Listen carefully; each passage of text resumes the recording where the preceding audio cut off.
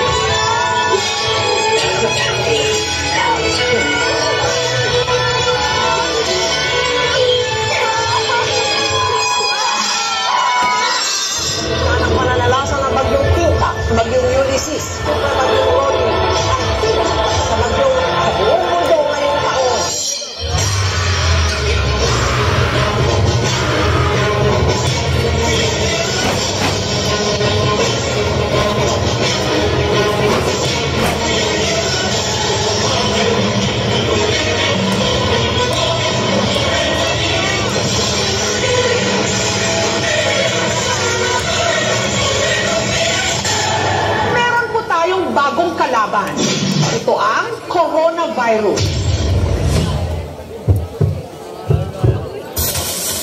Declaring 300 plus deaths so far. Right. In countries 2024.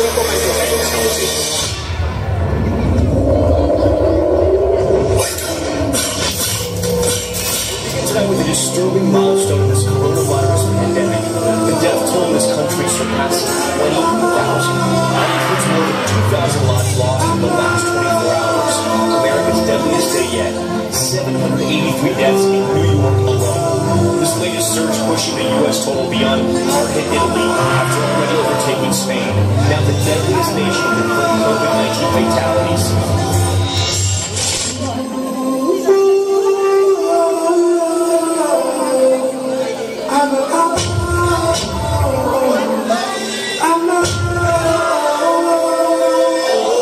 Sometimes I lay under the moon. I thank God I'm breathing. Then I pray, don't take me soon, 'cause I am here for a reason. In my fears I drown, but I never let it get me down. So when negativity surrounds, I know someday we'll my life I've been waiting for, I've been waiting for the people to say that we don't want to fight no more. There'll be no more wars, and our children will play.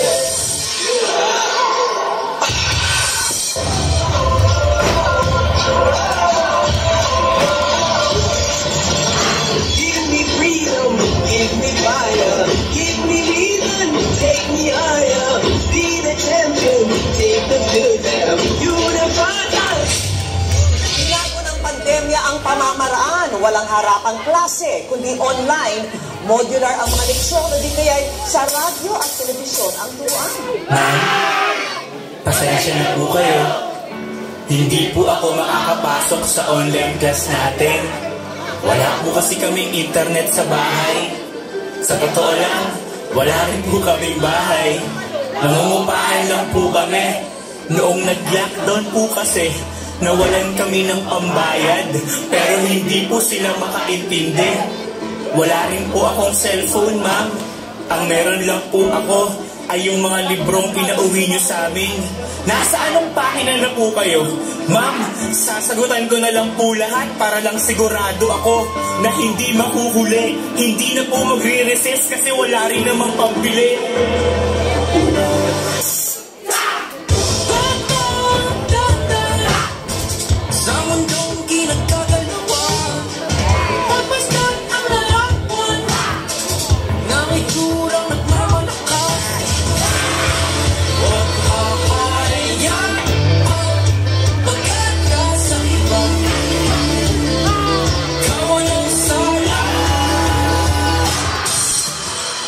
si Macoy de la Cruz, 18 taong gulang.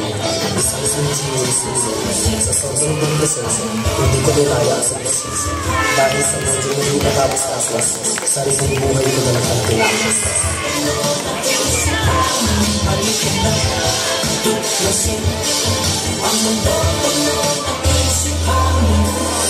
Kanili ng pamilya na mag-inang malapit ang binaril ng kapitbahay nilang pulis.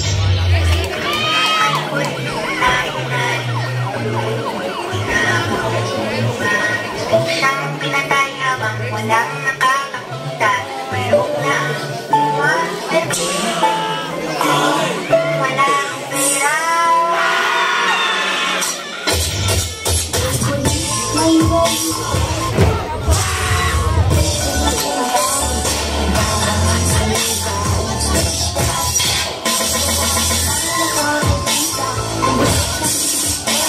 Hindi ako makikulong suot sa aking kapa.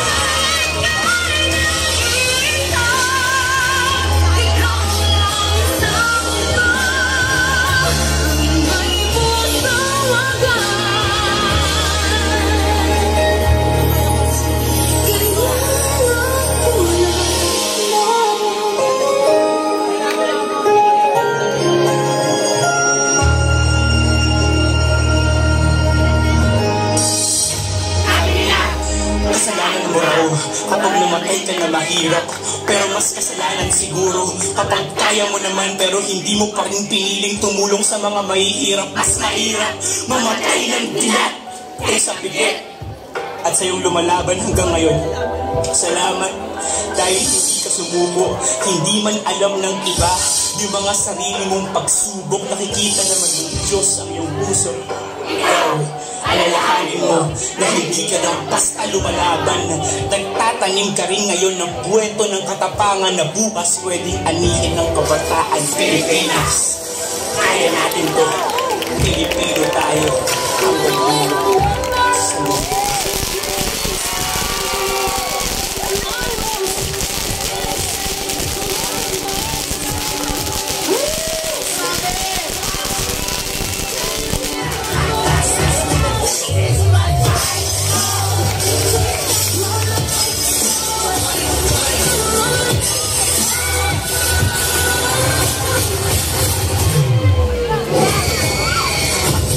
Generation,